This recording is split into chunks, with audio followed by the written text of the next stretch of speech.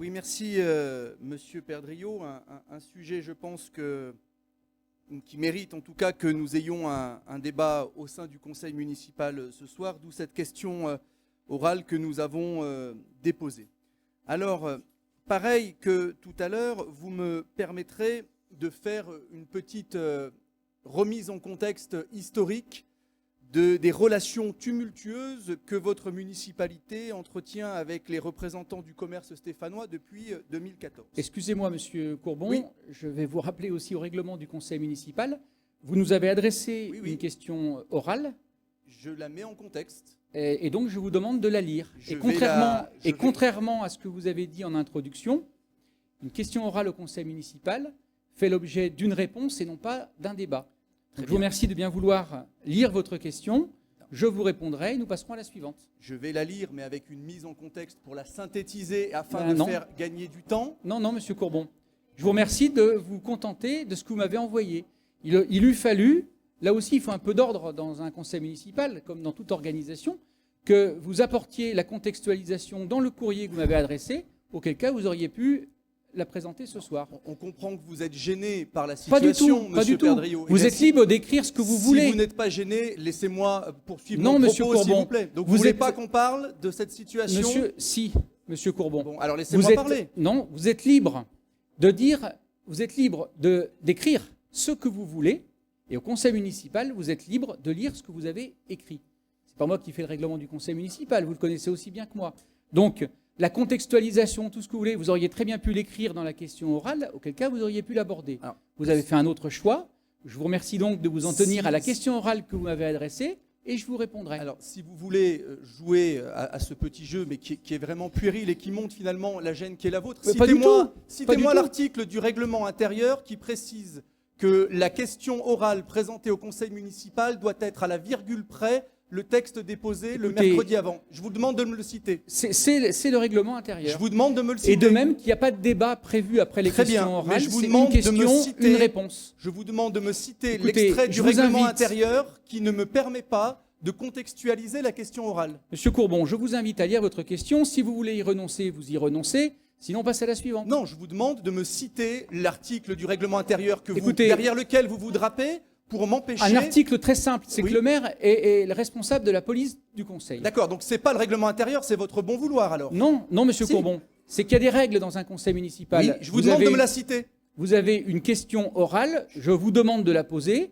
Avec Pascal Lacour, nous y répondrons, et puis on passera à la suivante. On va pas y passer la soirée. Non. Donc mais- allez-y, je vous en prie. On vous écoute. Donc, je parlais des relations tumultueuses de la ville de Saint-Étienne avec les associations de commerçants.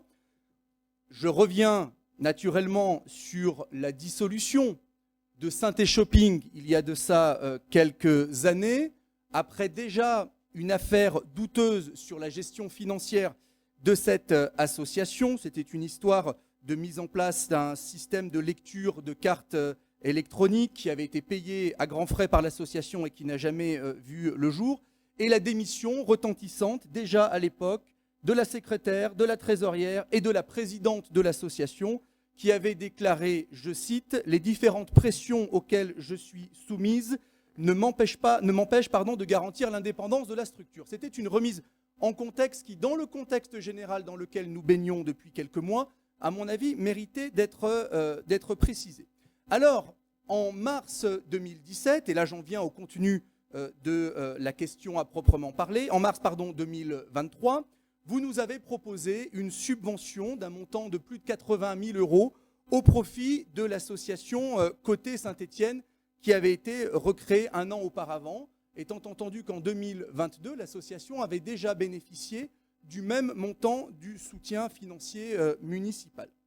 En commission, le 15 mars 2023, nous avons demandé des précisions à la fois sur le montant global de cette subvention, qui, contrairement à d'autres subventions, vous l'avez rappelé, n'a pas connu de baisse par rapport à l'année précédente, et des précisions sur l'objet des différentes missions que nous subventionnons.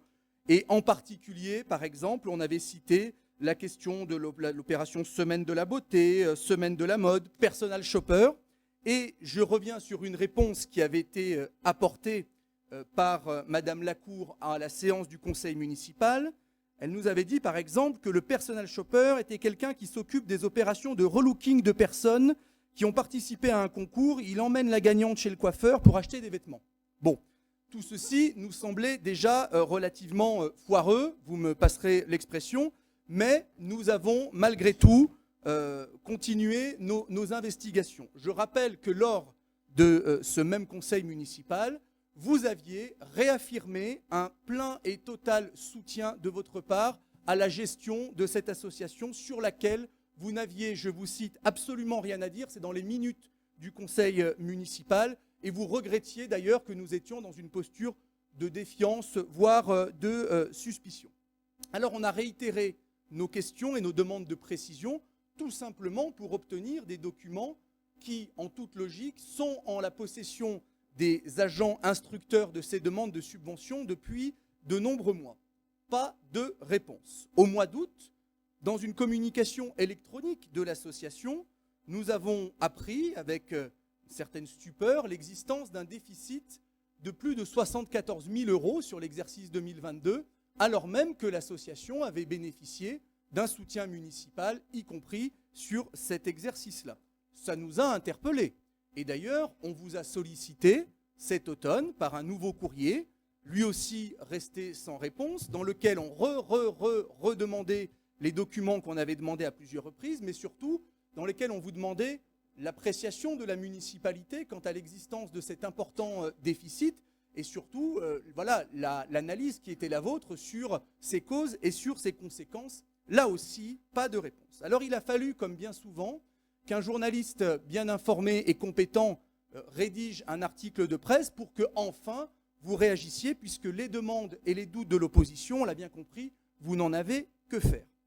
Et là, finalement, surprise, eh bien, on découvre que les doutes qui sont les nôtres, vous les partagiez de toute évidence, puisque vous nous annoncez qu'un audit a été lancé, voilà plusieurs mois, concernant la gestion de cette association. Alors, on s'interroge.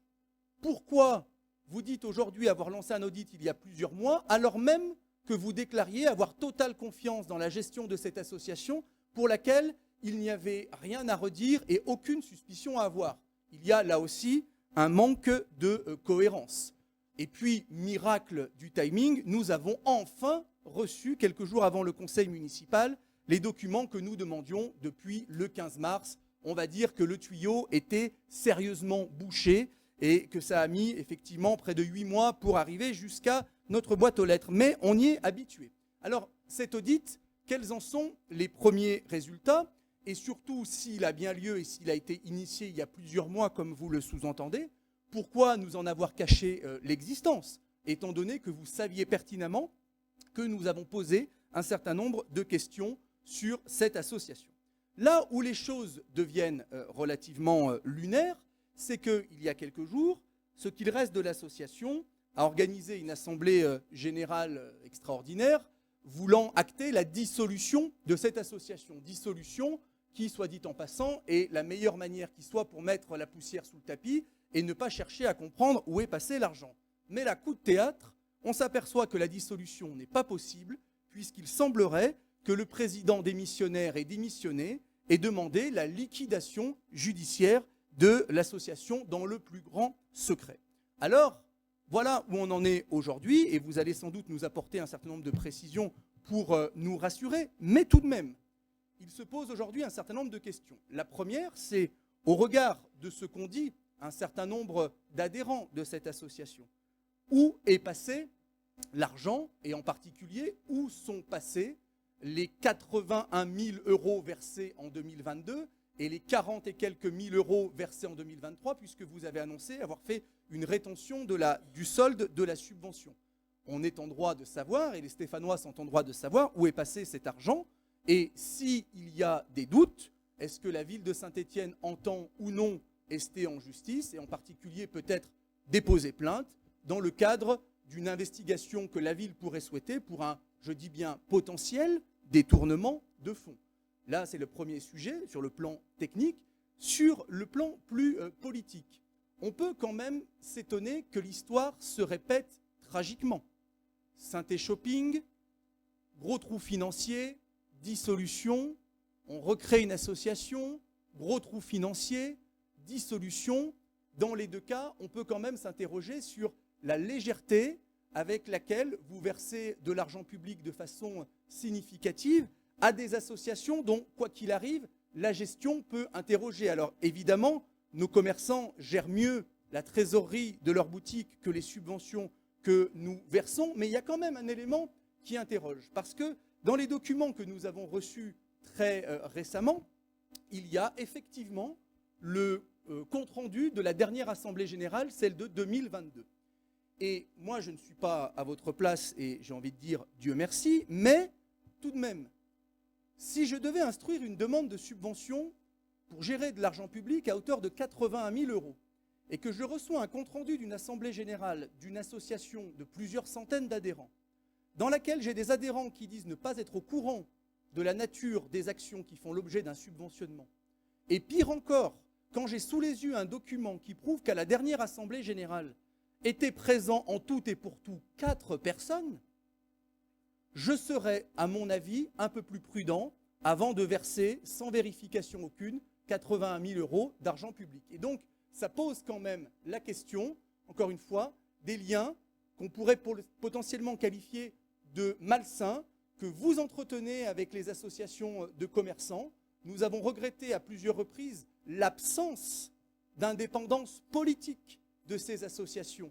Et indépendance politique non pas vis-à-vis de vous personnellement, mais vis-à-vis du pouvoir municipal, parce que quand il y a des liens organiques entre une association censée être indépendante et censée représenter en toute indépendance les commerçants du centre-ville, et qu'elle est hébergée dans les locaux municipaux avec l'Office du commerce, quand elle est principalement subventionnée par la ville de Saint-Étienne, et quand on voit bien qu'il y a des liens organiques qui sont entretenus entre certaines personnes, on est en droit de se poser des questions, et c'est ce que nous faisons ce soir.